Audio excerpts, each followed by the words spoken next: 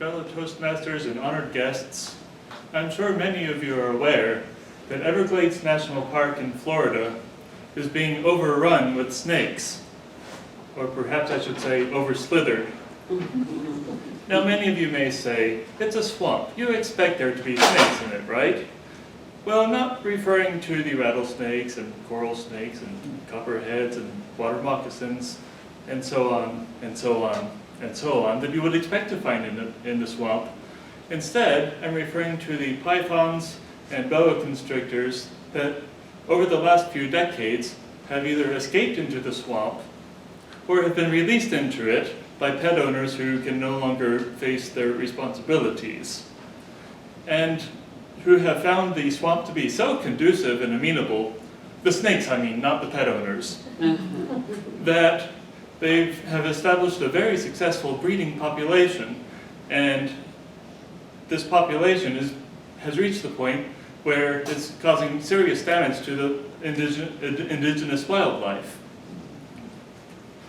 Naturally, the wildlife department and the park rangers are very concerned about this situation, and they've tried all sorts of things to try to fix it and to bring the problem to heel, but to no avail. Possibly because snakes don't have heels, but that's another story. They've tried sterilization programs, they've tried eradication programs, they've even sponsored snake hunts, but nothing has really helped. So when a man calling himself the Snake Whisperer showed up at park headquarters one day, offering to do what he could to fix the problem, naturally the park officials were interested. And he explained that he'd always had an affinity for snakes. Even as a baby, well, it's not unusual for babies to play with rattles, but the rattle that he played with happened to have a snake on the other end of it. In college, when he was studying computer programming, the only computer program language that really he could really wrap his mind around was Python. And there were many times that he would drive out to the park and return to his car only to find that it had been equipped with a new pair of windshield wipers.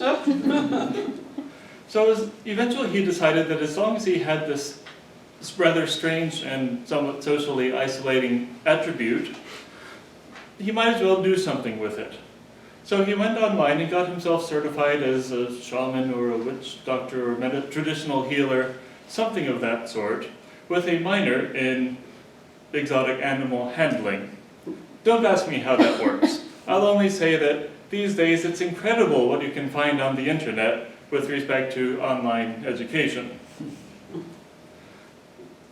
And over time he had heard about the problem in Florida, come down to volunteer his services. Well, not quite volunteer, he was expecting to get paid.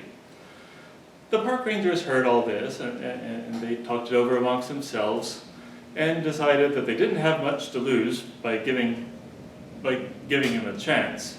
So they agreed, and the next day he set out into the park to do what he could.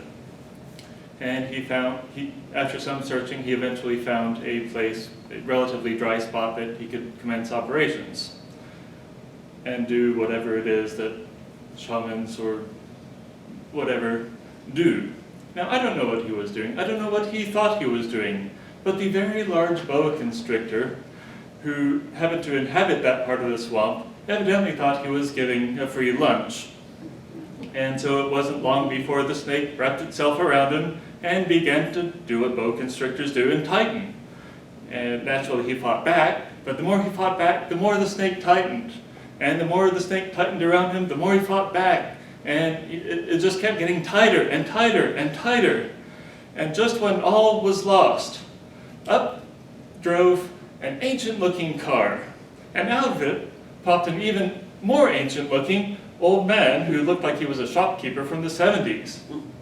Well, the shopkeeper saw what was happening, and so he went over to where the snake and the Snake Whisperer were writhing around in the swamp, and he pulled the snake off our hero, and he sent it slithering back into the swamp. And as the snake slithered away, he called after it, "If I've told you once, I've told you 1,000 times. Please don't squeeze the shaman." Well, after something like that happens to you, you can't very well go on calling yourself the Snake Whisperer. So he eventually left that job He did get to keep his Cobra benefits, by the way. The last I heard of him, he was doing research at the University of Punxsutawney, studying the cultural lifespan of old advertising slogans. Well, it's a living. Madam Toastmaster.